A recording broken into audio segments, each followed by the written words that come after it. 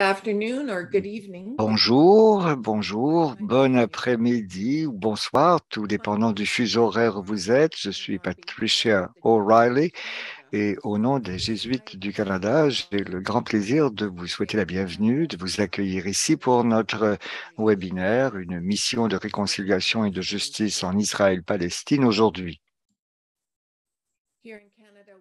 Ici au Canada, nous commençons nos sessions par une reconnaissance territoriale. Nous reconnaissons les peuples autochtones de tous les territoires où nous sommes aujourd'hui. Nous sommes aujourd'hui sur une plateforme virtuelle, mais prenons un moment pour reconnaître l'importance des territoires que nous appelons notre chez nous.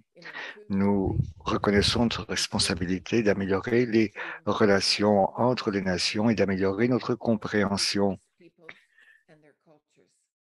des peuples autochtones de notre région. Au Canada, d'un océan à l'autre, nous reconnaissons les territoires ancestraux non cédés des peuples inuits, métis et des Premières Nations qui sont ici chez eux. Nous reconnaissons les préjudices du passé et nous nous engageons à progresser dans un esprit de réconciliation et de collaboration. Il y a d'abord quelques précisions à vous donner avant de pouvoir commencer. La séance d'aujourd'hui et la prochaine séance de David durera 90 minutes, ce qui comprend le temps d'une présentation et une période de questions. Veuillez inscrire vos questions dans la boîte de questions. Alors, on pourrait ne pas les reconnaître si elles sont dans la boîte de clavardage. Un enregistrement de chaque séance sera envoyé à chacune et chacun des participants dans les 72 prochaines heures.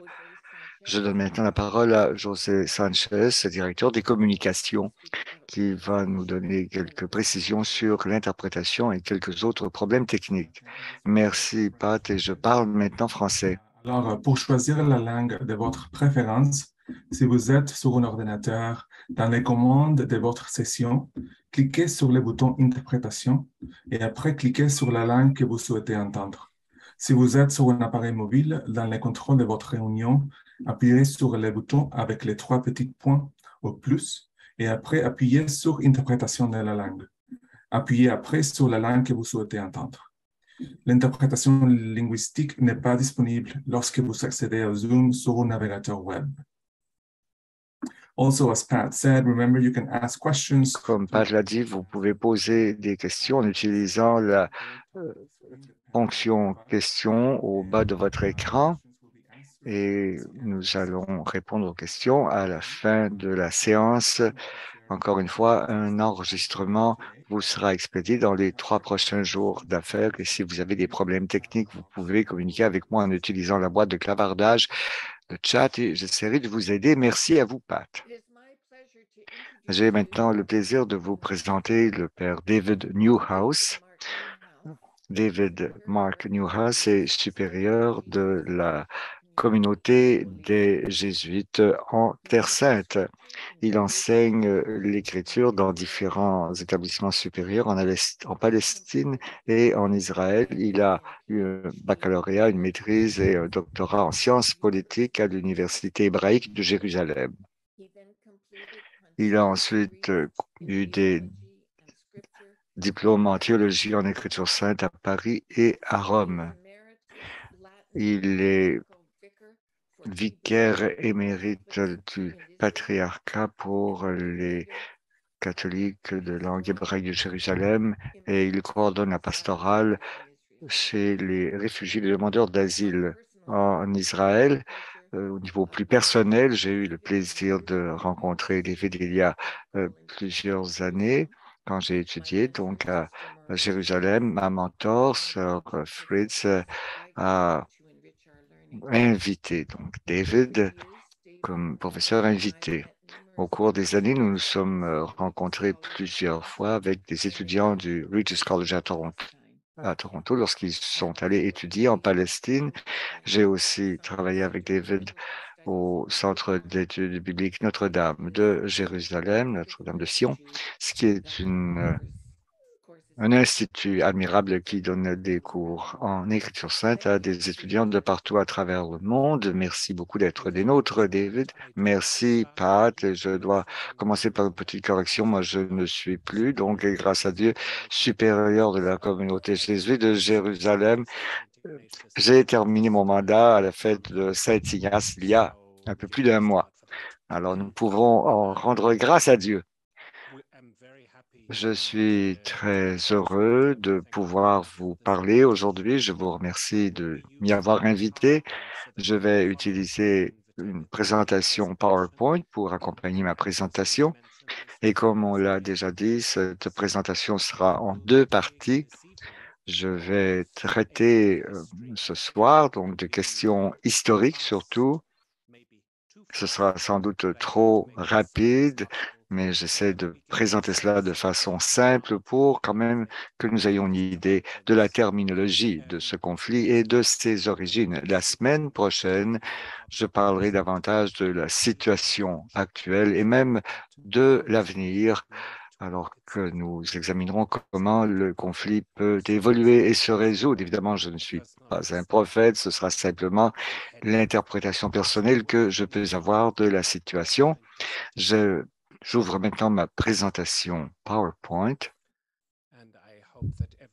et j'espère que tout le monde voit ce que je vois, donc une mission de réconciliation et de justice en Israël-Palestine aujourd'hui.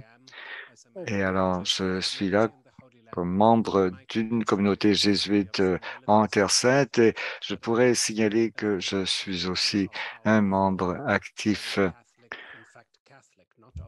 de notre commission Justice et Paix catholique qui est en lien avec notre conférence des évêques, ce qui réunit les évêques des différents rites catholiques en Terre Sainte. Et d'abord, donc, aujourd'hui, nous allons surtout traiter de l'histoire et du développement du conflit depuis 1917. Et il faut sans doute préciser pourquoi 1917. Alors, je pense que c'est lorsque le conflit moderne en Terre Sainte commence. Bien sûr, on peut dire qu'il y a eu des siècles de conflits en Terre Sainte. C'est peut-être un peu exagéré car il y a eu aussi des périodes de paix. Mais ce qui est arrivé en 1917, c'est que 400 ans de gouvernement ottoman a pris fin. Donc, alors quelques mois pour la Terre Sainte avant 1917, nous parlons d'une petite région au sein d'un immense empire, l'Empire ottoman. C'est une région très importante, non pas à cause de l'abondance de sa population ou de ses richesses naturelles, mais c'est que les yeux des fidèles, juifs, chrétiens et musulmans, suivent cette région à cause des lieux sacrés qu'elle contient. Nous parlons d'une population que nous pouvons appeler une population palestinienne.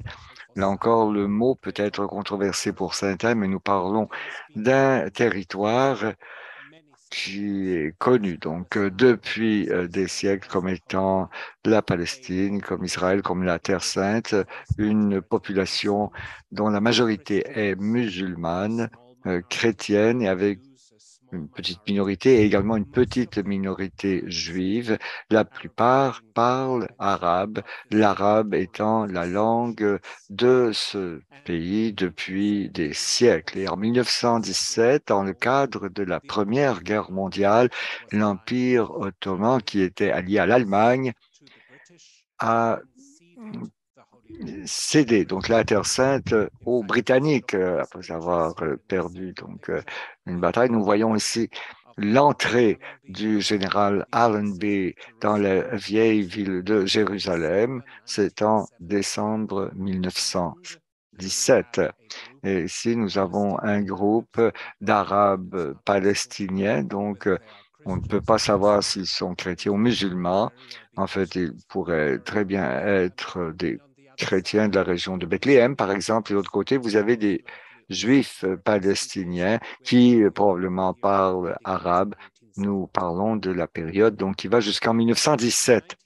En 1917, et c'est pourquoi je pars de cette date pour cette présentation du conflit et de son évolution au cours des dernières décennies, un document très important a été signé, en fait, 6 semaines avant que les Britanniques ne fassent leur entrée à Jérusalem. Ce document s'appelle la Déclaration Balfour. Il a été publié le 7 décembre 1917. J'explique les photos que vous avez à l'écran. Ici, vous avez Lord Arthur Balfour, qui a été le ministre des Affaires étrangères de l'Empire britannique. Et une lettre a été publiée, signée par lui, et qui est adressée à l'un des à Lord Rothschild, qui était un juif britannique, à propos de la conception de l'avenir de la Palestine du point de vue britannique. Rappelez-vous qu'il s'agit de 6 semaines, c'est 6 semaines avant que les Britanniques n'entrent en Palestine. On parlait d'un territoire qu'ils ne contrôlaient pas encore, qu'il est encore dirigé par les autorités turques, mais dans le style typiquement impérial et dans un langage qui fait écho au colonialisme qui prévalait à l'époque. Lord Arthur Balfour s'engage envers le mouvement sioniste, et nous allons expliquer ce que c'est dans un moment. Nous avons ici un des dirigeants du mouvement sioniste en Angleterre à l'époque, c'est Chaim Weizmann, qui deviendra le premier président de l'État d'Israël en 1948. Et il s'engage dans cette lettre à Lord Rothschild pour dire qu'en Palestine, il y aurait une patrie donc juive. Alors nous parlons d'un territoire qui est toujours contrôlé par les autorités ottomanes. La majorité de la population est musulmane, une petite minorité de juifs et une petite minorité de chrétiens. Nous allons voir les statistiques dans un moment.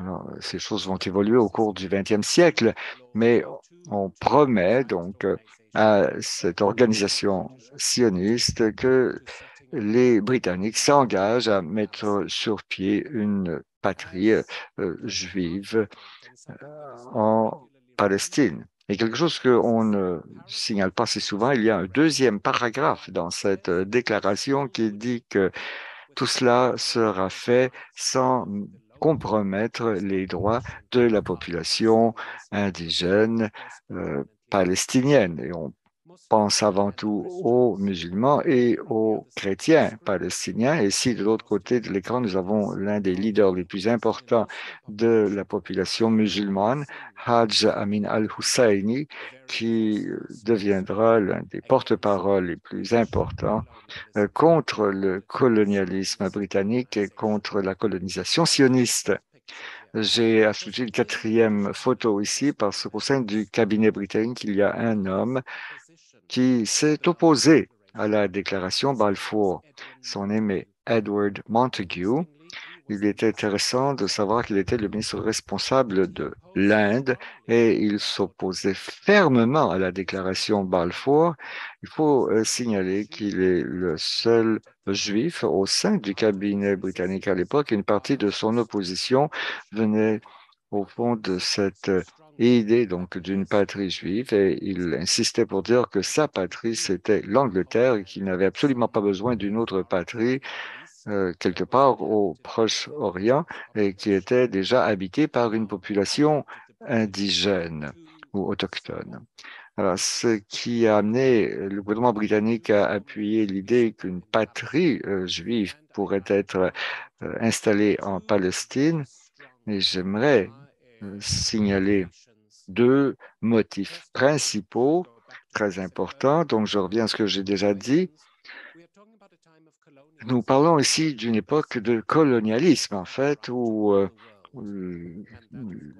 l'Angleterre avait l'impression qu'elle pouvait gouverner le monde, et c'était certainement le cas pour la Palestine. Les Britanniques considèrent qu'ils rétablissent les liens avec les lieux saints et le lieu sacré de Jérusalem, alors qu'ils désormais feront partie de l'Empire britannique. Ce qu'il faut aussi signaler, c'est que Lord Arthur Balfour Et le Premier ministre de l'époque, David Lloyd George, était très inquiet en tant qu'humaniste, inquiet du sort des populations juives en Europe et en particulier en Russie, où les Juifs avaient subi plusieurs décennies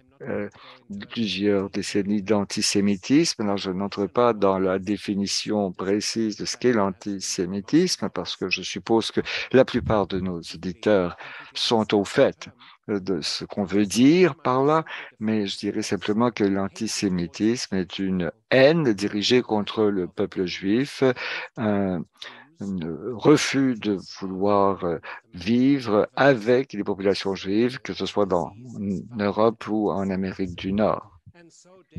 Alors, David Lloyd George, le Premier ministre britannique, Arthur Balfour et d'autres en Angleterre s'inquiétaient du sort des Juifs qui étaient expulsés de Russie, qui subissaient des pogroms, c'est-à-dire des attaques très violentes qui causaient de nombreux assassinats, et le refus de l'establishment russe au moment de l'Empire russe d'autoriser que la population juive soit intégrée à la population russe. Donc, alors, une première motivation, c'est le colonialisme, ça fait partie de l'Empire.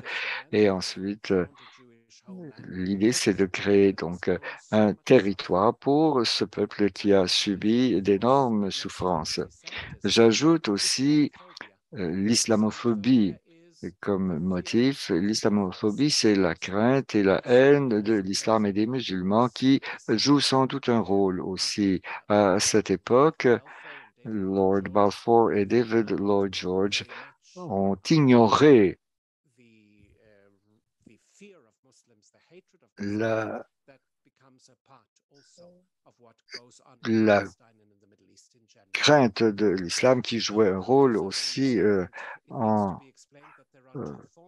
Palestine. En parlant du sionisme, il y a deux formes parallèles de sionisme. Alors, Sion, bien sûr, dans la Bible désigne Jérusalem, et il y a des thèmes bibliques qui euh, influencent cette vision de la Palestine qui est définie par des gens comme Balfour et Lord George, qui sont des protestants convaincus, qui lisent la Bible et qui sont convaincus que les promesses qu'elle contient doivent être réalisées et de leur vivant, c'est-à-dire que Dieu, c'est pas quelque chose que je dirais moi-même, mais c'est Dieu, donc, dans leur perspective, a promis au peuple juif dans la Bible pour leur dire que la Palestine est leur patrie.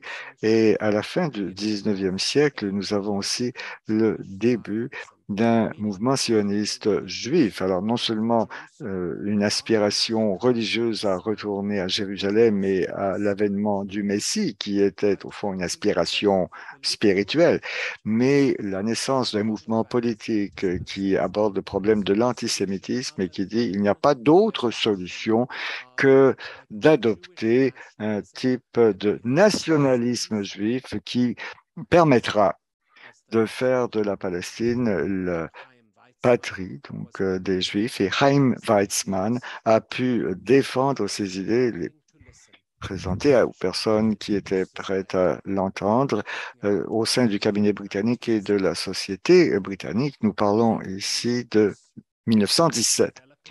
Bien sûr, à côté du sionisme, avec d'autres nationalismes qui étaient très présents en Europe, ben, il y aura aussi des formes de nationalisme palestinien, arabe. Donc, alors, une conception donc, qui voit le peuple arabe comme formant un seul peuple au lieu qu'il soit divisé par des États, donc qui ont généralement été créés par l'Europe, si on parle de la Syrie, du Liban, de la Jordanie, et aussi une sorte de solidarité musulmane très importante. Alors là, nous voyons aussi les racines d'un affrontement qui va se développer au cours des décennies après 1917. Alors le régime colonial britannique, les Juifs qui au départ n'étaient pas très emballés par le sionisme, mais à cause de la menace croissante de l'antisémitisme perçoivent de plus en plus le sionisme comme la seule solution possible aux problèmes juifs en Europe surtout. Et enfin, le troisième élément de ce conflit, c'est le nationalisme palestinien ou même un nationalisme arabe plus large et le sentiment de solidarité musulmane qui fait que Jérusalem devient un symbole et un enjeu très important. Alors, les Britanniques donc conquièrent la Palestine et cela est reconnu par la Ligue des Nations. Donc, c'est l'organisme international qui a précédé les Nations Unies entre les deux guerres mondiales. Et la déclaration Balfour est devenue partie intégrale du gouvernement britannique. C'est-à-dire que le gouvernement britannique voyait comme un objectif donc à atteindre l'établissement d'un territoire juif en Palestine, ce qui signifiait que les Britanniques faciliteraient l'immigration juive en Palestine au moment où on a signé la déclaration.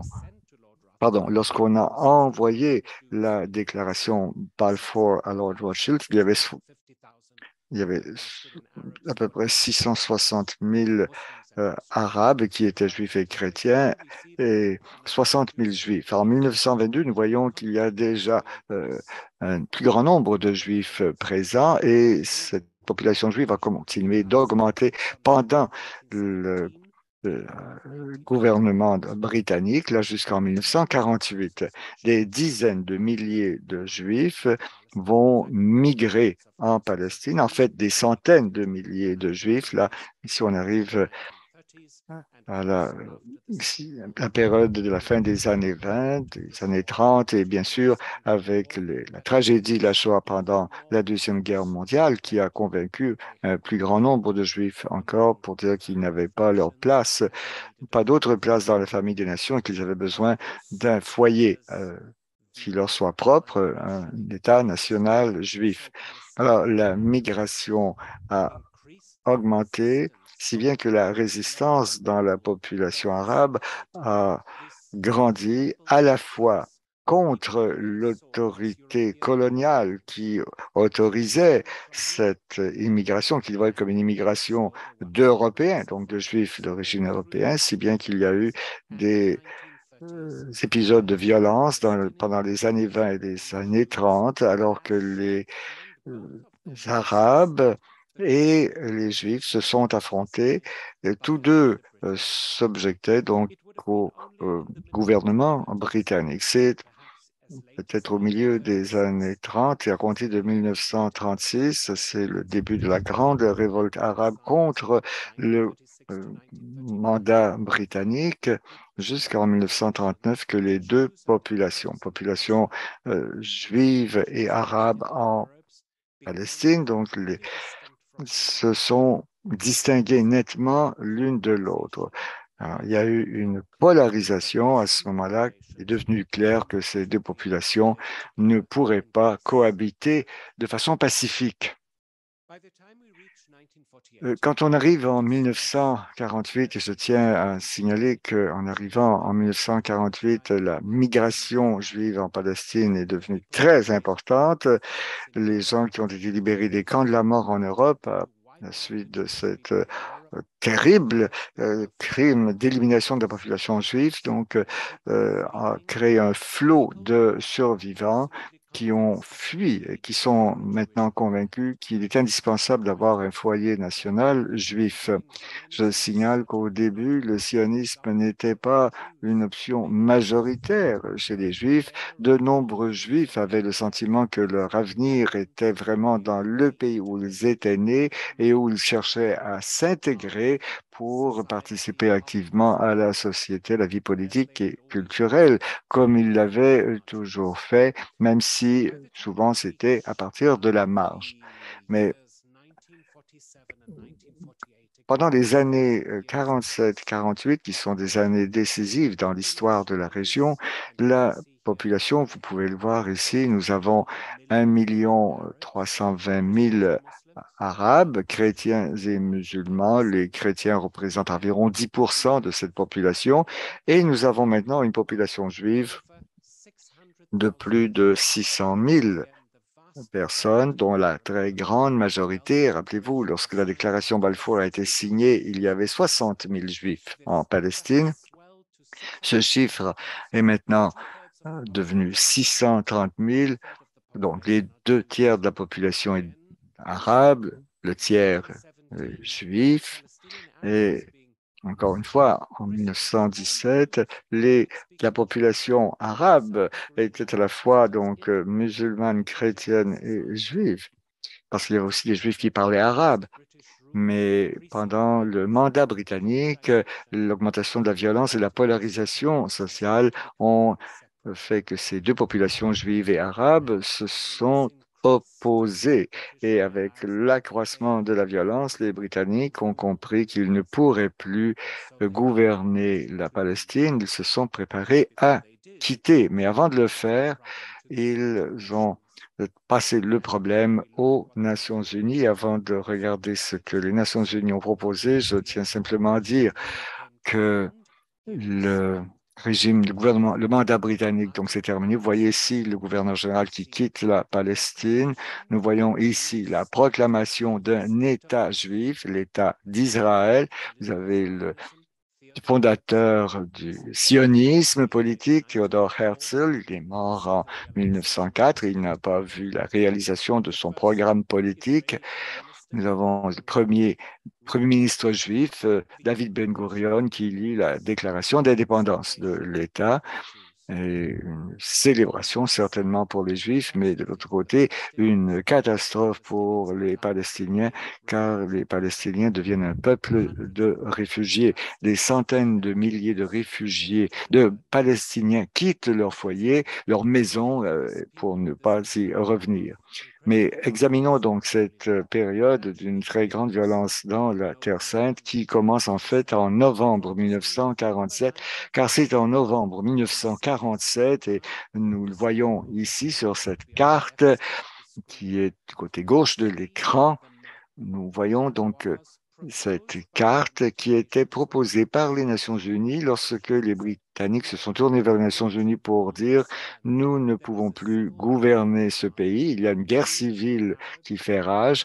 Les Juifs, les Arabes, donc les Juifs qui sont venus, donc qui sont organisés dans le cadre d'une organisation sioniste et la population arabe sont engagés dans une guerre civile. Ils veulent mettre fin au mandat britannique et ils se combattent les uns les autres. Et les Nations Unies, rappelez-vous, nous sommes ici en 1947, 2 ans après que les personnes qui ont survécu au camp de la mort et l'Europe est fortement marquée donc, par l'image d'un peuple juif qui a été littéralement crucifié, exécuté dans les camps de la mort nazis.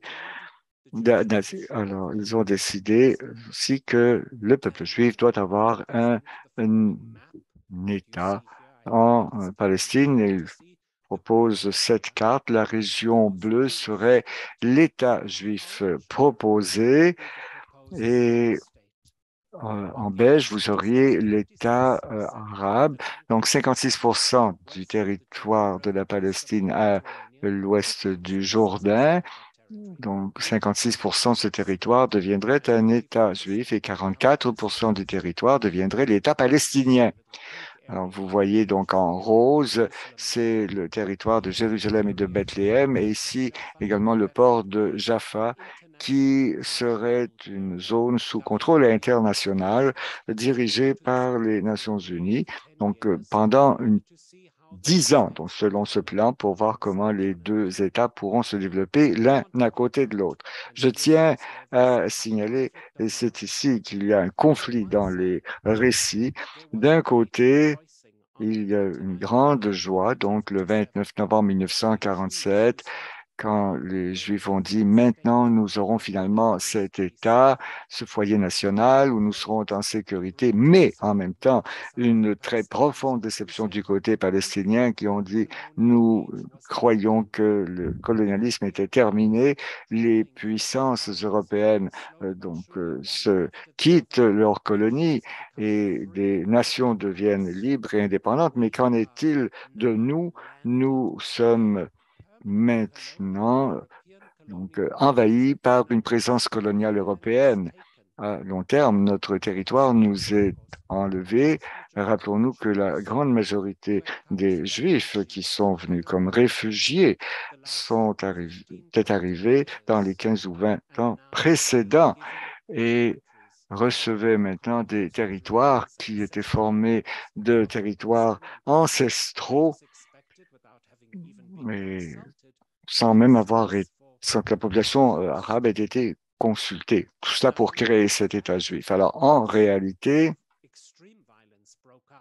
la violence donc a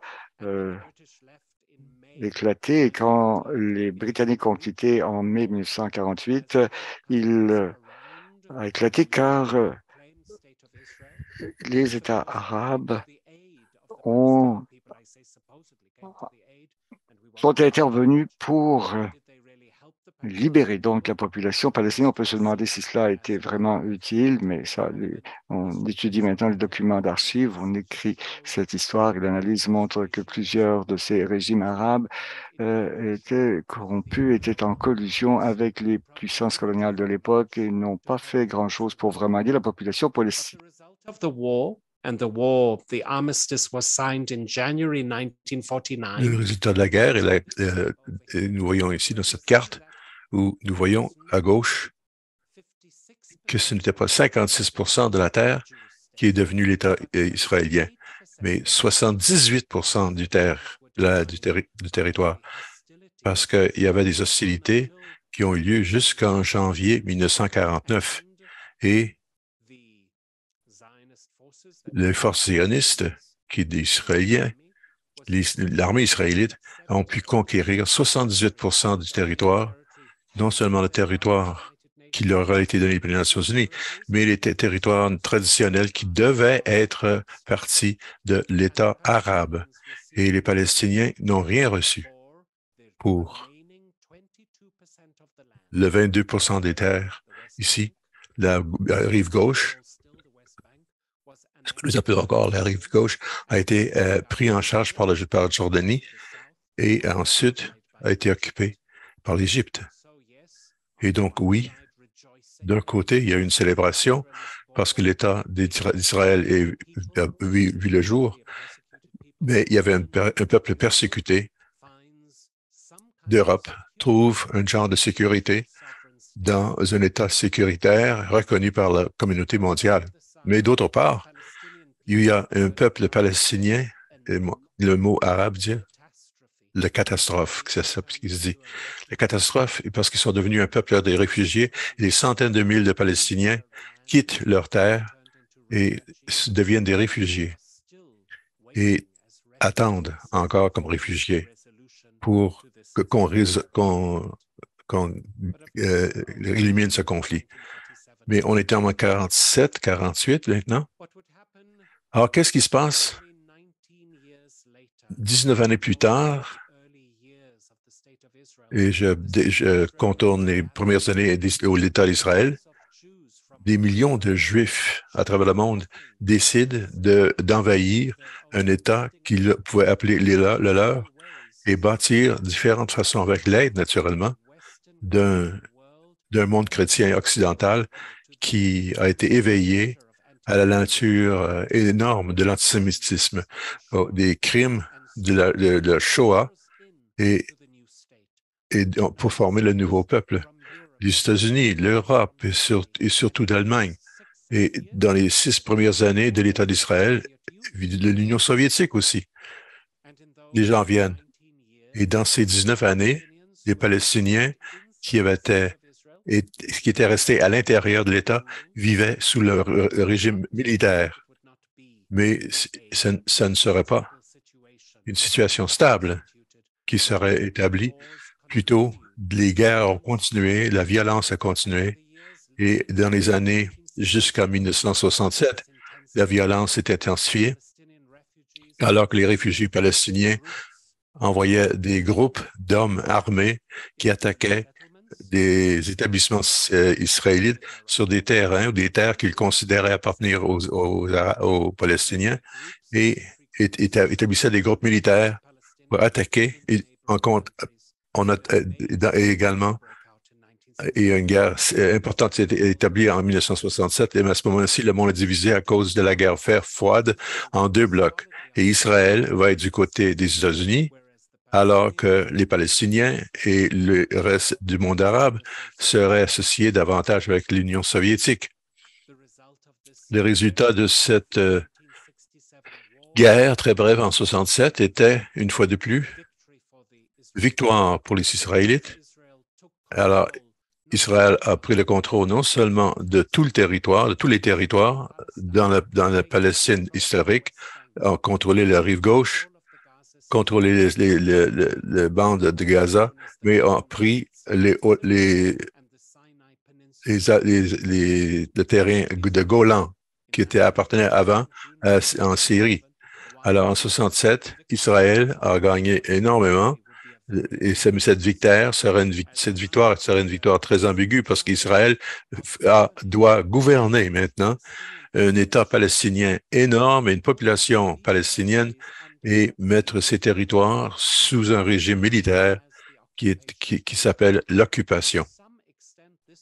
D'une certaine façon, cette réalité existe encore aujourd'hui, même si il y a eu des changements qu'on pourrait regarder. Cette carte montre, même si le Sinaï était remis à l'Égypte, cette carte demeure la carte d'Israël aujourd'hui. Alors, qu'est-ce qui s'est passé dans les périodes après la guerre de 67? C'est que les Palestiniens qui avaient décidé, avant la guerre de 67, de prendre l'histoire en main, ne se fiaient plus sur les régimes arabes pour les protéger et ont fondé l'Organisation de libération palestinienne. Ils ont commencé à organiser une résistance armée à cette occupation israélite, et non seulement en Palestine, mais également outre-mer. Les Israélites sont devenus de plus en plus conscients que la menace constante de la sécurité d'Israël venait d'une population qui n'avait pas reçu aucune forme de reconnaissance. Et donc, à partir de 87, quand une insurrection générale est apparue sur les territoires occupés par Israël, on appelle ça l'intifada.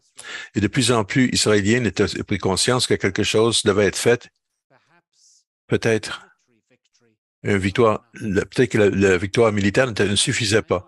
Et donc, finalement, en 1993, guidés par les États-Unis, par le gouvernement américain, les Israéliens et les Palestiniens ont commencé à se rencontrer, ont commencé à se parler entre eux pour voir si ce sera possible d'arriver à un accord quelconque autour de comment ils pourraient partager la Terre sainte.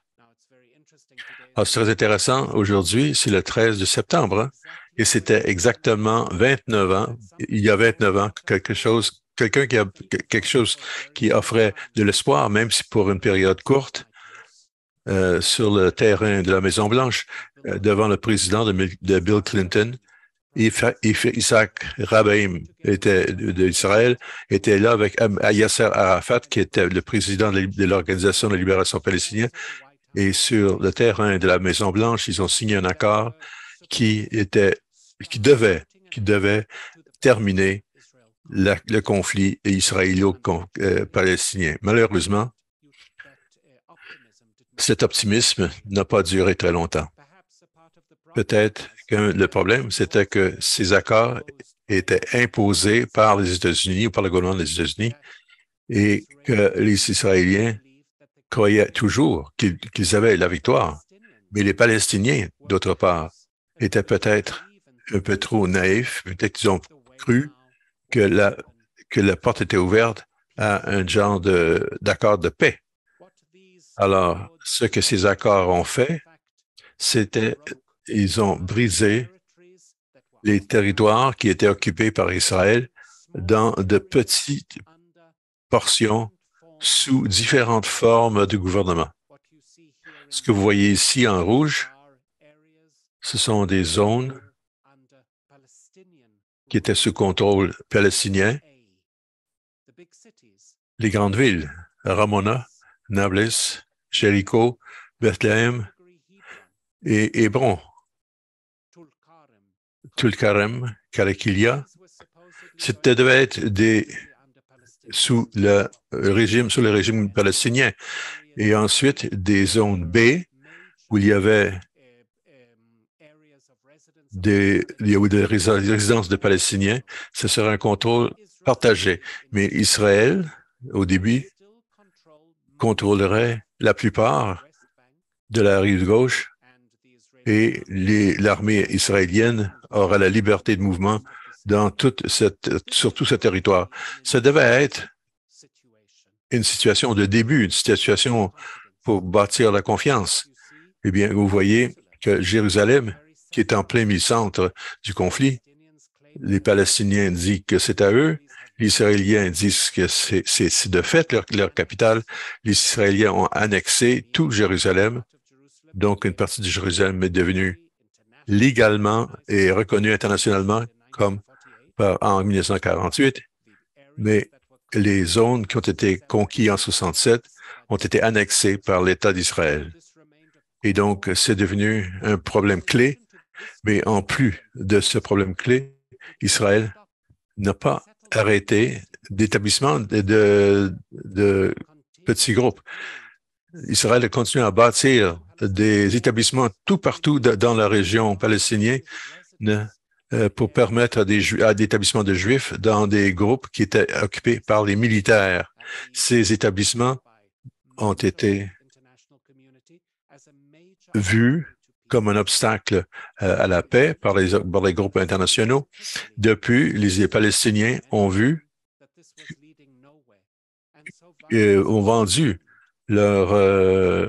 une certaine partie.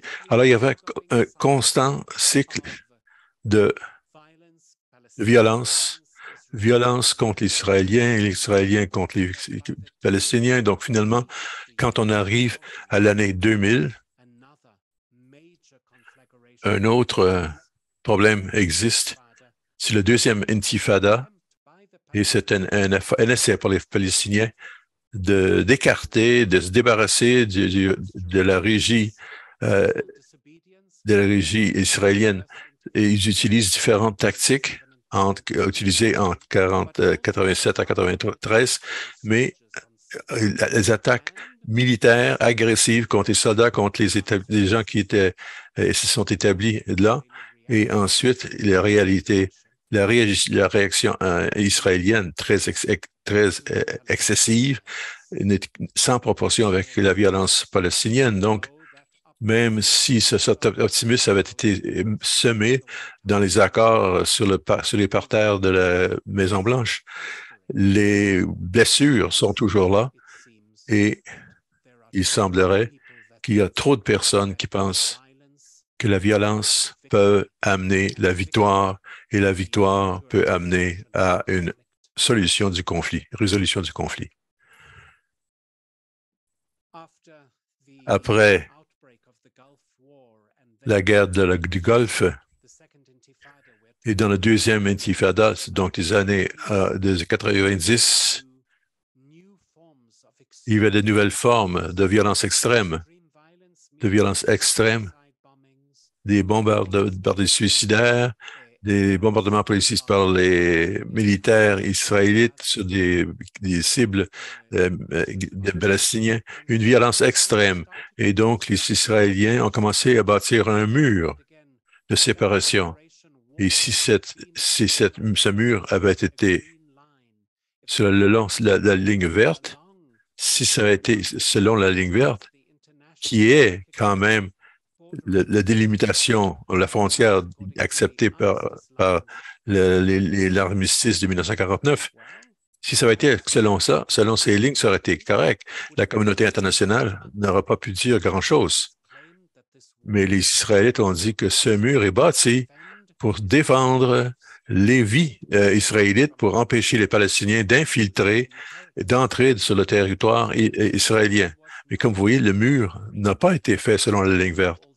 Et donc, même si les Israélites disent que c'est un mur de défense, plusieurs ont dit que c'est les Palestiniens, de fait, et les groupes de paix, et même au niveau international, ils ont dit que ce mur est bâti pas pour défendre, mais pour réclamer un territoire palestinien, israélien, pour garder les Palestiniens hors de leur territoire et rendre cette terre disponible pour les établissements juifs et pour le contrôle juif.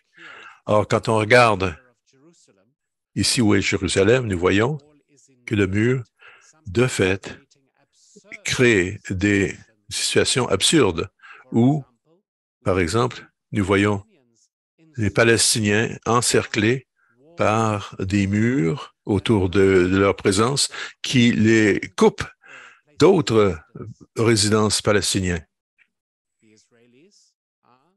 Les Israélites, si les Israélites avaient bâti le mur selon la ligne verte, il y aurait eu une légitimité. Mais en bâtissant le mur pour que ça encercle les communautés palestiniennes et empêche les Palestiniens d'avoir leur terre à eux, et crée des controverses énormes. Alors, vers la fin de cette présentation, je voudrais simplement, en utilisant cette carte ici, je vais regarder ces cartes, vous montrer où nous en sommes au niveau de présence territoriale. Et c'est un conflit sur le territoire. C'est une question d'identité nationale aussi. C'est une question d'économie, mais territoire joue un rôle essentiel pour définir le conflit. Et donc, en 1917, nous voyons la Palestine historique définie sur cette carte-ci. Une fois de plus, on se rappelle qu'en 1917, c'était l'année où ce territoire a passé de l'hégémonie britannique, des Ottomans plutôt, à un territoire qui deviendra partie de l'Empire britannique. Mandat donné à l'Angleterre par la Ligue des Nations. Et je saute par-dessus le 37 pour diviser la terre, donnant une région pour les Arabes et une région pour les Juifs. Et on passe à 47 où les Nations Unies, le 29 novembre 1947, après le Shoah, il y a une reconnaissance territoriale, une reconnaissance de la souffrance juive dans trop de places. Il y a donc le besoin d'avoir un foyer juif et on propose que 56% de la Palestine fasse partie du foyer juif et en dehors, tout le reste, un genre de reconnaissance que ici, il y a un peuple autochtone natif formé d'Arabes, de Palestiniens, et chrétiens et musulmans, et donc ils ont le reste. Donc, c'était en théorie, ça n'a jamais été mis en pratique. Ce qui est devenu la réalité, par contre, c'était le résultat d'une guerre, de la guerre de 47-48 qui a terminé en janvier 49, quand l'État reconnu officiellement comme aujourd'hui, l'État reconnu était 77% de terres historiquement palestiniennes. Mais en 1967, le reste, les 22% ici, a été occupé par les forces israéliennes. Les Israéliennes, à la lumière de la guerre de 67, ils ont établi une occupation sur la rive gauche et également sur la bande de Gaza. Or, aujourd'hui, ça devait changer après 1993. Ça devait changer donnant aux Palestiniens un État. Mais ils n'ont jamais réussi à avoir leur État.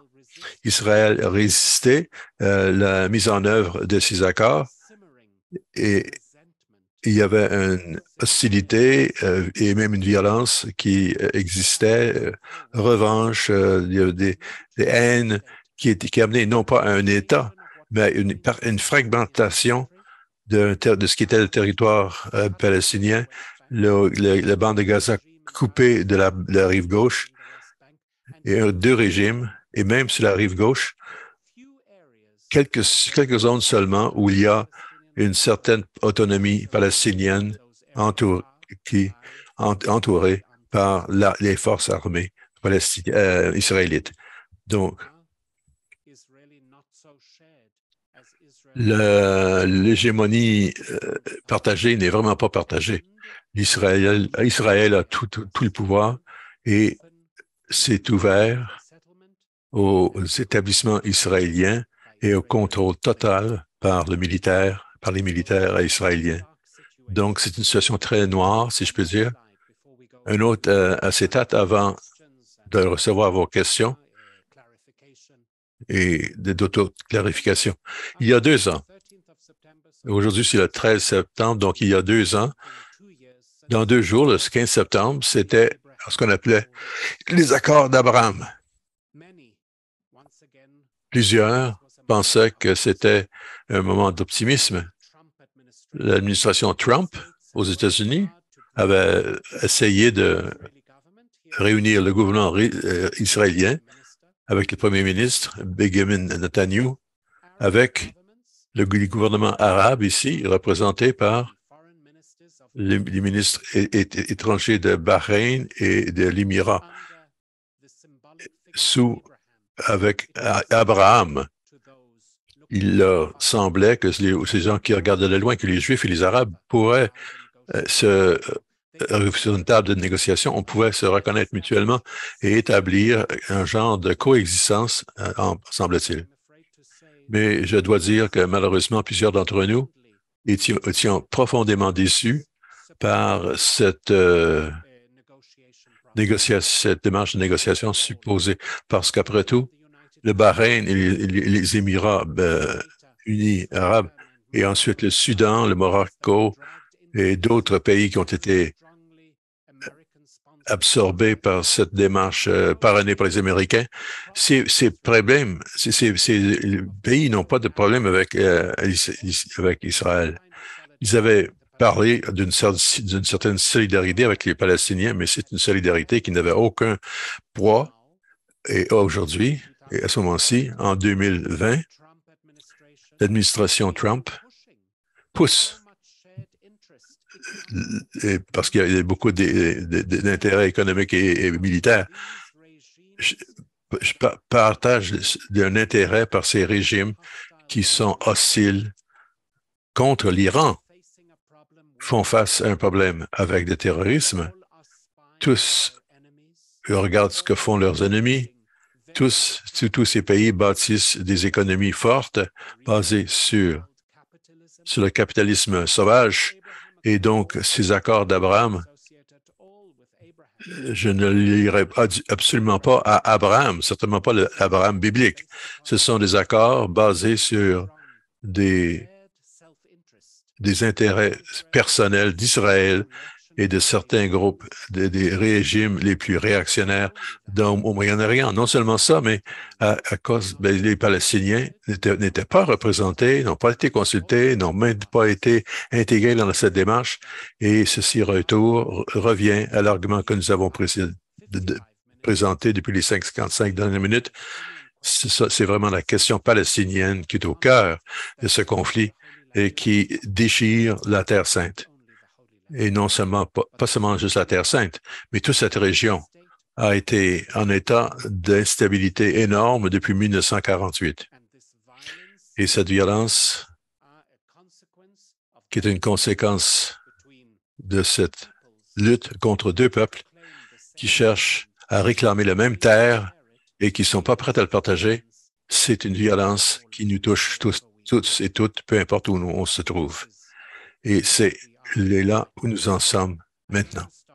Je vais m'arrêter ici de façon qu'on puisse ouvrir la salle à des questions. Et Patricia, je te remets les microphones.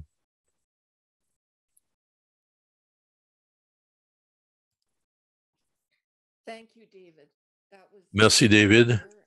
C'est très clair. C'est bon de retourner à l'histoire ici, si c'est possible de retourner au début de l'histoire. Alors, si vous avez des questions, on est prêt à les recevoir. Première question. Est-ce que le zionisme religieux existe à une fois qu'Israël a été établi sous le régime zioniste politique? Oui, le zionisme religieux précède l'État d'Israël, mais il faut voir quelque chose à comprendre. Tout d'abord, d'une certaine façon, le zionisme, qui est le désir d'avoir un lien avec Jérusalem, c'est religieux. On parle de sionisme religieux juif. C'est religieux, toujours le rêve de Jérusalem. Chaque année, au Seder et la Pâque, et on se rappelle de Jérusalem, et on se rappelle de Jérusalem dans toutes leurs prières. Donc, il y a de fait une base religieuse à ce qui est venu à quelque chose d'un mouvement politique au 19e siècle. Mais quand on n'a pas eu l'idée d'un territoire et d'un foyer et d'immigration de Juifs vers ce foyer, eh bien, plusieurs Juifs religieux étaient horrifiés parce que selon une position de l'époque, le retour à Sion serait un événement messianique. En d'autres mots, ce serait entrepris par Dieu et Dieu seul serait l'auteur.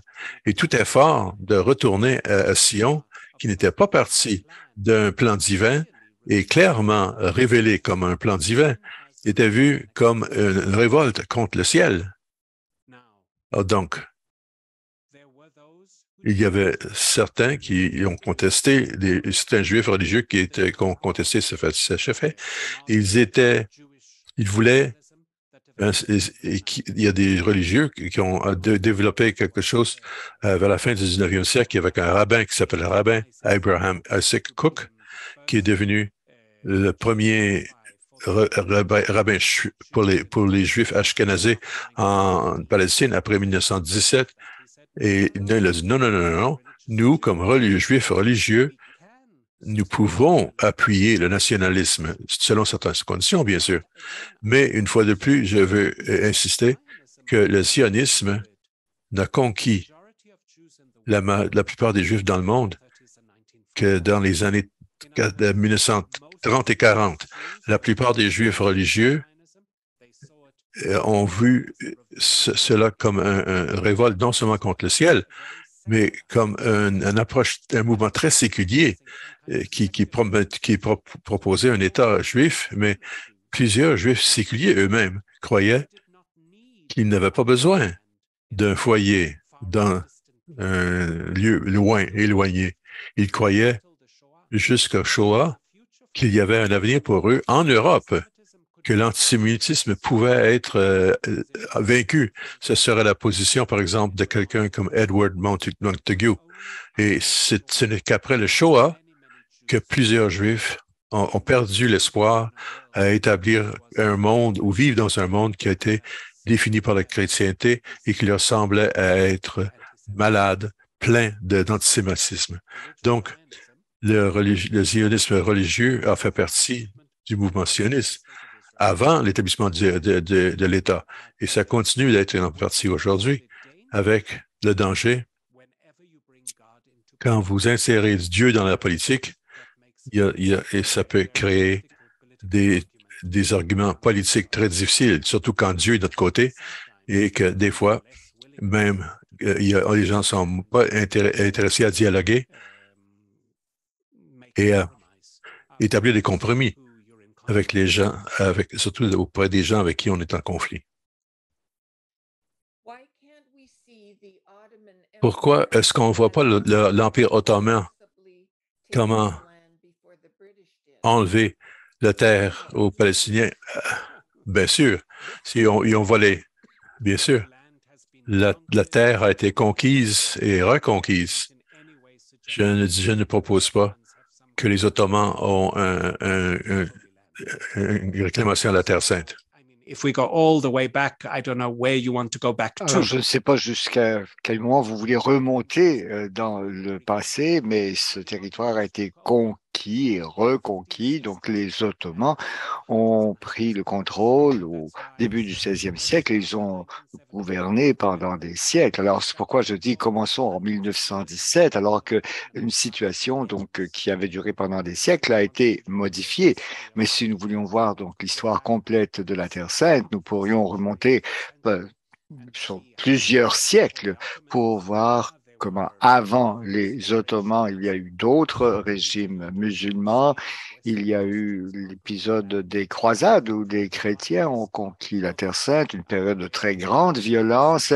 Avant cela, d'autres régimes musulmans ont dirigé ce territoire. Avant cela, l'Empire byzantin, il y a eu aussi une invasion de l'Empire perse et nous pourrions remonter encore dans le passé. Mais c'est intéressant que la Bible indique que ce n'est pas toujours le peuple d'Israël qui a habité ce territoire. Le territoire a été conquis par les tribus d'Israël et nous avons là ce langage qui fait problème où certains chrétiens disent avec de nombreux juifs que ce territoire a été promis par Dieu. Je pense qu'il faut reconnaître que nous disons quelque chose qui est très fort dans une situation de conflit quand on dit que Dieu a promis le territoire à un peuple donné. Et cela tient à la façon dont nous interprétons la Bible, quand nous cherchons à donner un sens à la Bible aujourd'hui, à la façon dont nous utilisons ce discours religieux dans un contexte de conflit.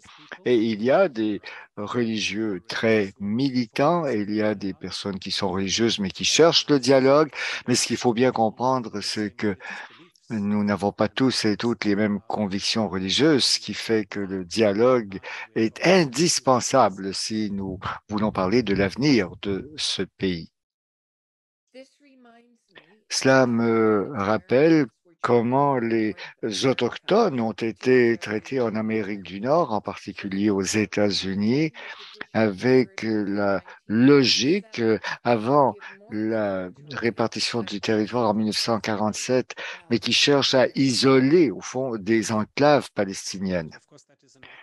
Alors, c'est une très bonne question. Aujourd'hui, nous avons pris conscience de l'horreur qu'il y a à arracher les territoires aux peuples autochtones, mais j'aimerais ajouter quelque chose qu'il faut aussi prendre sérieusement en considération, c'est que les Juifs n'ont certainement pas le sentiment d'être un peuple colonial. Les Juifs ont vraiment la conviction qu'ils rentrent chez eux lorsqu'ils viennent dans ce pays. Les Palestiniens rejettent cela complètement et voient les Juifs comme des colonialistes qui viennent dans un pays qui n'est pas le leur. Alors, cela est un peu différent de la façon dont les Européens ont envahi l'Amérique du Nord ou l'Amérique du Sud ou l'Asie ou l'Afrique. Les sionistes n'ont pas le sentiment d'être des colonialistes. Les Palestiniens insistent pour dire que non seulement les sionistes sont des colonialistes, mais qu'ils se sont alliés aussi au pouvoir et aux empires coloniaux.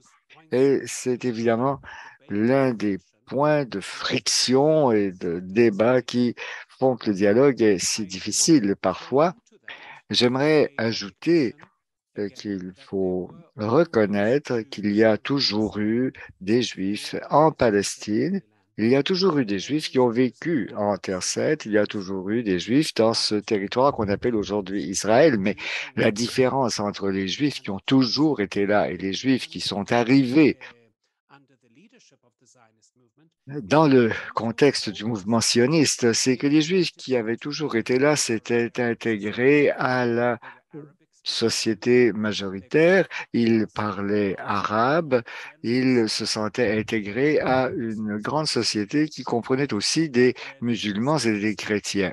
Quand le mouvement sioniste est intervenu, il a défini une identité qui ne permettait plus ce genre d'intégration. Et quand nous parlons, quand nous nous demandons si la présence juive dans le territoire est considérée, eh bien, il faut faire une distinction entre la période moderne, alors, des Juifs qui s'identifient à quelque chose qu'on peut voir comme du colonialisme et la présence juive traditionnelle qui, elle, fait partie donc du tissu traditionnel de la société du Moyen-Orient. Alors, qui devons-nous considérer comme indigènes ou autochtones quand on examine ce problème? Oui, alors j'espère que, justement, j'espère que ce que je viens de dire à la question précédente a déjà trouvé une réponse. Alors, quand nous parlons de la population autochtone ou indigène, évidemment, déjà, c'est un langage qui est chargé parce que, bon, alors personne ne peut prétendre. Donc, bon, c'est-à-dire qu'il y a des sionistes d'extrême droite euh, bon, disent qu'il n'y a pas de juifs autochtones, mais non, ce qui est souvent très dangereux, c'est de dire que les juifs ne sont pas autochtones alors que eux se sentent autochtones, qu'ils sentent qu'ils sont chez eux. Mais qu'est-ce que ça signifie quand quelqu'un dit, moi, je sens que je suis de ce pays, que je suis autochtone? Mais encore une fois, donc, les- la communauté juive, quand même, a toujours été présente dans ce territoire, et ça même euh, les Arabes le reconnaissent. Mais ce qui fait problème, et ce que les Palestiniens ne peuvent pas accepter, c'est l'idée que le peuple juif devrait diriger le pays de façon exclusive. Quelle est la population actuelle des Juifs et des Palestiniens? Alors, c'est quelque chose que nous allons examiner plus en détail la prochaine fois, mais je dirais déjà, et c'est très intéressant de considérer la question démographique. Si nous prenons le territoire de la Palestine historique, c'est-à-dire du Jourdain à la Méditerranée, nous avons en Palestine, Israël aujourd'hui une population d'environ 14 millions de personnes. 7 millions sont juifs, des juifs israéliens, et 7 millions sont des Palestiniens. 5 millions de Palestiniens dans les territoires qui sont occupés par Israël et 2 millions de Palestiniens qui sont des citoyens israéliens et qui sont les descendants des Palestiniens qui sont restés à l'intérieur de l'État d'Israël après la création de l'État d'Israël en 1948.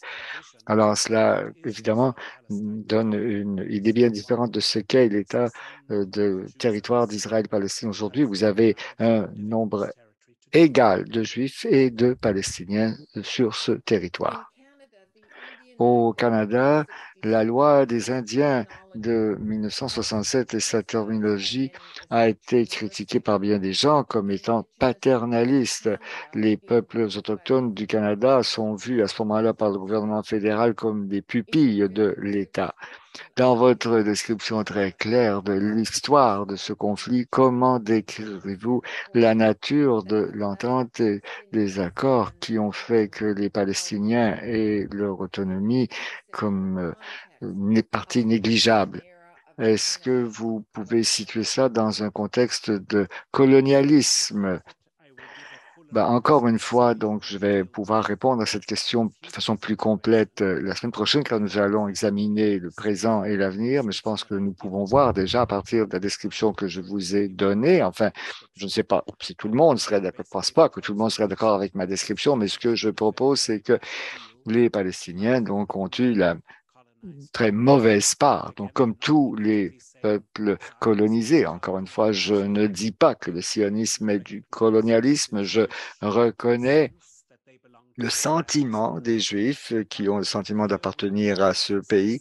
Mais ici, nous voulons nous concentrer sur le sort du peuple palestinien et les Palestiniens ont été ignorés de façon répétée. Si nous remontons à la déclaration Balfour, qui à bien des égards est à la base de tout ce qui est arrivé par la suite, la principale préoccupation de Arthur Balfour et de David Lloyd George, c'était d'aider donc la population juive souffrante d'Europe orientale et de leur procurer donc un un État.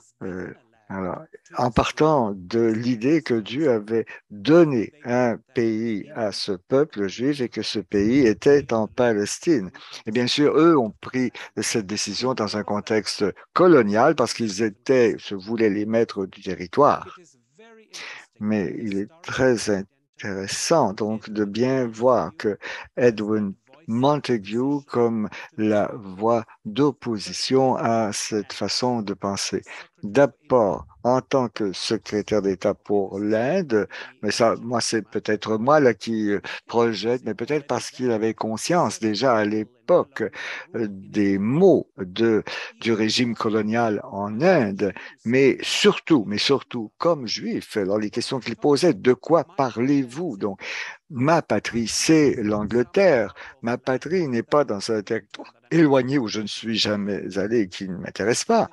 Non, c'est à cause de Edward Montague que la deuxième partie de la déclaration Balfour a été ajoutée. Ce texte dit que l'État juif devra être mis sur pied sans compromettre ou limiter les droits de la population indigène, donc de la population autochtone de Palestine.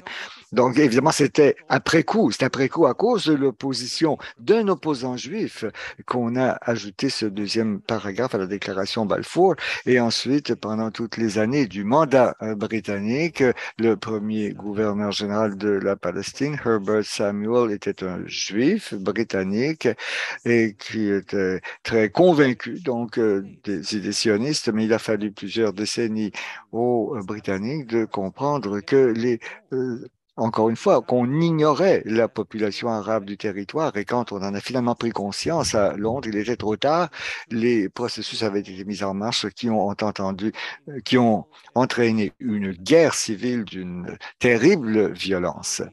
Mais encore une fois, l'argument donc a été, je dirais, a été manipulé. Donc, euh, alors, à la suite de la Shoah, évidemment, comment ne pas reconnaître la souffrance du peuple juif à l'occasion de la Shoah? Tout le monde reconnaît évidemment le génocide commis par les nazis. Alors, il était, on dit, important de trouver une place à ces gens dans le monde.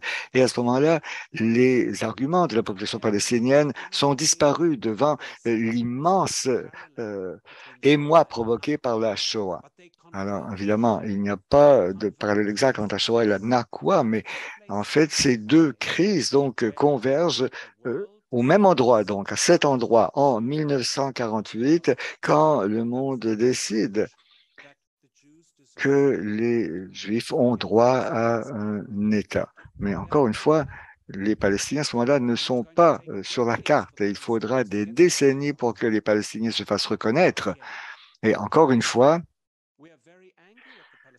donc, certaines personnes veulent donc aux Palestiniens de ne pas avoir accepté la partition de la Palestine en 1947, mais à ce moment-là, ils auraient dû le faire au moment où d'autres populations autochtones obtenaient leur indépendance. Nous regrettons que les Palestiniens protestent lorsqu'ils passent aux actes et qu'ils commettent des actes terroristes, mais s'ils n'élèvent pas la voix, s'ils ne protestent pas, ils sont ignorés. Nous les ignorons complètement. Voilà. Ici, nous avons vraiment créé une situation extrêmement complexe, une dynamique problématique où est-ce que aujourd'hui nous avons conscience que nous avons laissé de côté tout un peuple qui n'a plus de pays, qui n'a plus d'État? Est-ce qu'il y a quelque chose qu'un chrétien peut faire pour aider les Palestiniens à avoir un État? Est-ce que c'est en étudiant, en lisant des livres, en s'informant? Bon, encore une fois, c'est quelque chose dont je vais traiter beaucoup plus la semaine prochaine, mais je dirais qu'il y a plusieurs choses qu'une chrétienne ou un chrétien peut faire. D'abord, c'est de prendre conscience de la situation. Et je dirais que comme chrétiens, nous avons la responsabilité de nous sensibiliser à cette situation parce que n'oublions pas que si ce n'était de enseignement de mépris dans le christianisme à l'égard du peuple juif et de pratiques non anti-chrétiennes, mais de chrétiens qui ont eu des attitudes d'exclusion et de discrimination à l'égard des Juifs et de persécution des Juifs, eh bien, c'est ce qui a causé le besoin pour les Juifs d'avoir un État à eux. Encore une fois, je ne dis pas qu'il n'y a pas aussi une aspiration religieuse à Sion. Certains Juifs sont peut-être même allés à Sion pour ces raisons, mais ce dont nous parlons au XXe siècle, c'est de cette détermination à contrôler la Terre sainte et d'en faire un État juif. Encore une fois, nous allons examiner cette question davantage la semaine prochaine, ce que ça signifie qu'un État juif, ce que ça signifie pour les personnes qui ne sont pas juives. Tout cela viendra dans notre discussion lorsque nous allons examiner la situation actuelle et sur l'avenir. Very important. Part and parcel of what we need to do is to be aware. Ce qu'il faut faire, c'est d'être conscient maintenant. Il faut savoir exactement ce qu'il en est. Moi, je dirais, d'une perspective historique, il faut devenir conscient de notre haine pour les Juifs. On a enseigné la haine des Juifs. Il faut connaître que nous avons une crainte et une peur des musulmans aussi. Il ne faut pas que ça fasse partie de notre discours. Et que quand on parle d'Israël et la Palestine, la Terre sainte, quand nous parlons, quand nous poussons nous faisons du lobbying pour les Palestiniens et leurs droits. Il ne faut pas avoir de l'islamophobie, colonialisme, ni antisémitisme ou le désir d'imposer notre façon de voir les choses. OK? Deuxièmement, je pense que moi, je suis professeur de la Bible, j'adore la Bible, je vis la Bible. Pour moi, vraiment, trouver la parole de Dieu dans la Bible, c'est le geste religieux par excellence, mais il faut reconnaître que la Bible a été utilisée d'une façon terrible dans toute une gamme de situations différentes. En ce qui concerne les femmes, en ce qui concerne les LGBT, les personnes de couleur, en ce qui concerne l'esclavage, toutes sortes de problèmes d'idéologie économique et politique, mais surtout en ce qui concerne ce qui se passe en Israël et Palestine aujourd'hui. Il faut revoir la Bible pour s'assurer que c'est la parole de Dieu, qui est une parole de vie, d'espoir pour le peuple d'Israël et de Palestine, pour tout le monde, juifs, chrétiens et musulmans, israéliens et palestiniens. Et troisième point, et je pense que c'est également très important, il faut reconnaître que, et je ne connais pas qui écoute, de quel pays ils viennent, mais il faut reconnaître que ce qui se passe en Israël et Palestine aujourd'hui n'est pas décidé en Israël ou Palestine, c'est décidé à Washington, à Londres, à Berlin, à Rome, à Paris, à Moscou, dans les autres capitales. Il faut nous assurer que les gens que nous choisissons, si l'on a la possibilité de les élire, eh bien, dans la plupart des pays, ils sont démocratiques. Eh bien, il faut que nos politiciens connaissent la catastrophe qui existe dans ce pays. Donc, je pense qu'il y a plusieurs choses qu'on peut faire.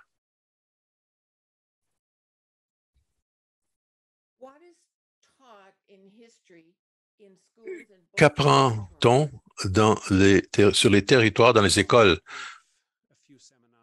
Je pouvais donner un séminaire seulement sur l'enseignement, le curriculum. Je le dis parce que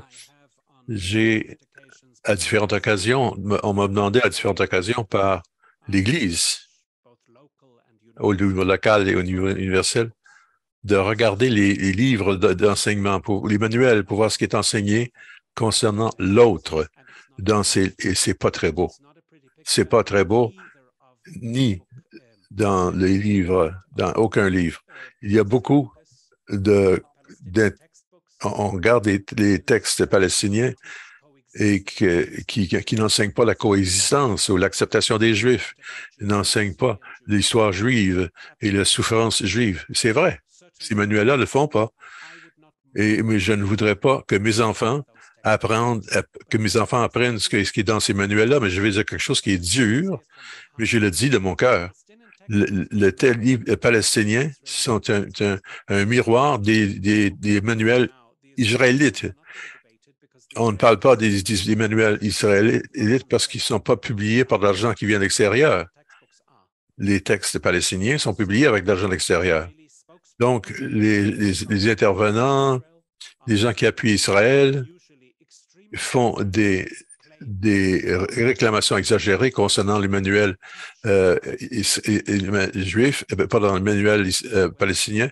Et je le dirais qu'il y a une certaine vérité là-dedans. Parce qu'on se concentre beaucoup sur la souffrance palestinienne dans les manuels palestiniens. Mais c'était un miroir des manuels israéliens.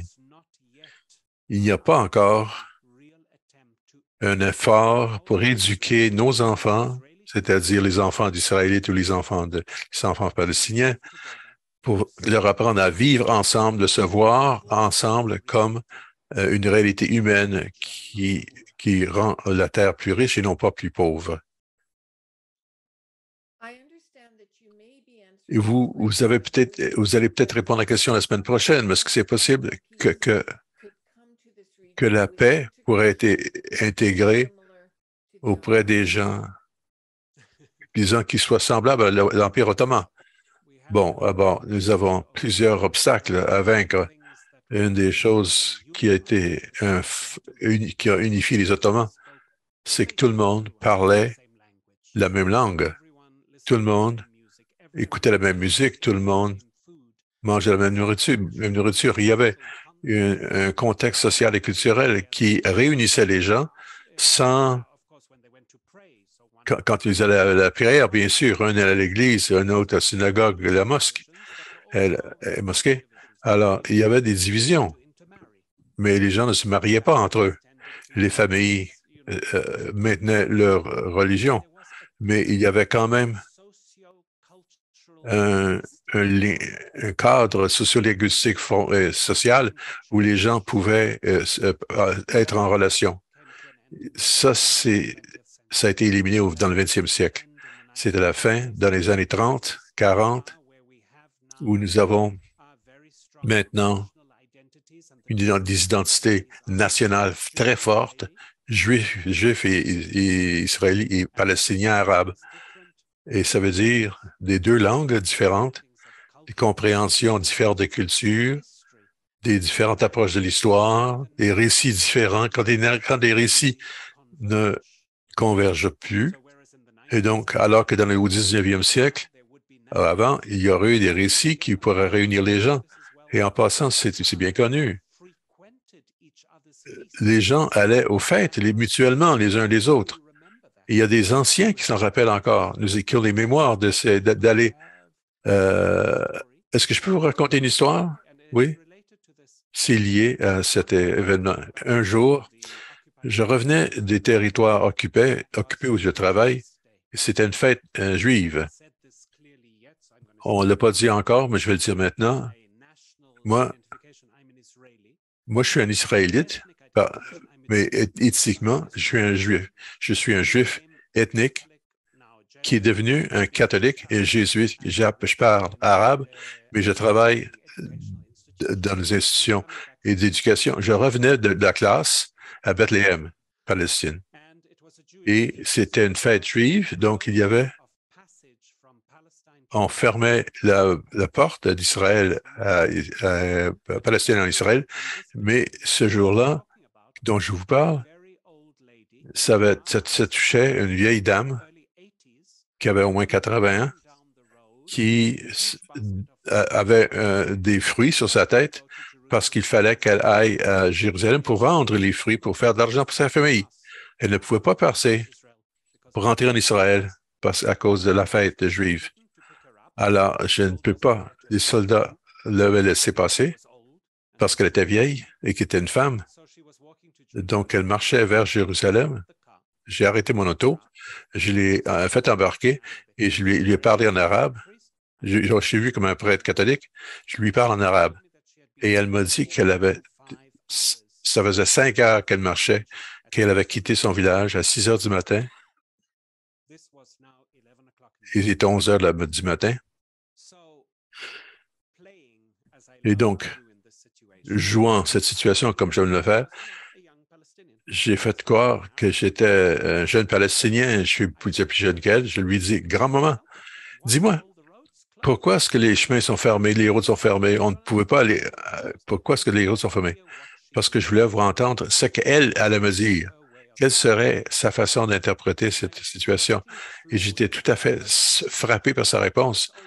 Cette vieille dame qui avait marché 5 heures, dont la famille ne pouvait pas passer parce que les Israélites avaient imposé des arrêts de tous les Palestiniens. Elle me regardait avec une certaine tristesse et me dit, « Mon fils, tu es trop jeune pour qu'on puisse te rappeler. » De quoi? Qu'est-ce que je dois me rappeler? Et elle dit, « Si tu avais mon âge, tu te rappellerais exactement quelle fête que c'est. » Et c'était la fête des tabernacles. Et elle a commencé à m'expliquer en détail ce que la fête des tabernacles voulait dire pour les peuples juifs. Et je lui dis, « Grand-maman, comment est-ce que tu sais tout ça? » Elle disait, « C'est pour ça que je suis triste pour toi, mon fils, parce que tu ne te rappelles pas de l'époque où nous allions dans leurs fêtes et eux venaient dans nos fêtes. » OK? Donc, il y avait un niveau d'intégration à l'époque. C'était pas parfait. Il y avait des tensions, peu importe, mais il y avait un point commun, l'impression qu'on appartient au moins à la même ville, à la même région. Et ce point commun, c'est ce qui est complètement perdu maintenant et qu'il faut chercher à réparer. Et c'est peut-être là où nous allons peut-être aller approcher la semaine prochaine, quand nous allons regarder les façons par lesquelles on peut essayer de nous battre pour établir certains points communs ensemble. Merci beaucoup. Je ne pense pas qu'on peut répondre à des questions aujourd'hui. Il y a beaucoup d'autres questions, bien sûr, mais la plupart des questions sont rattachées au programme de la semaine prochaine. Donc, on va garder ces questions pour la semaine prochaine. Et on vous les posera la semaine prochaine. Merci beaucoup pour votre temps, votre compétence, votre passion et votre présentation équilibrée. Nous avons à vous retrouver la semaine prochaine, le 20 septembre, pour la deuxième partie de cette conférence. Et une note, quelqu'un a mentionné la question de l'esclavage. Au mois de décembre, nous allons avoir un webinaire sur l'esclavage et le racisme dans l'Église catholique avec Christopher Kellerman, qui est un jésuite américain. Donc, merci beaucoup pour votre présentation.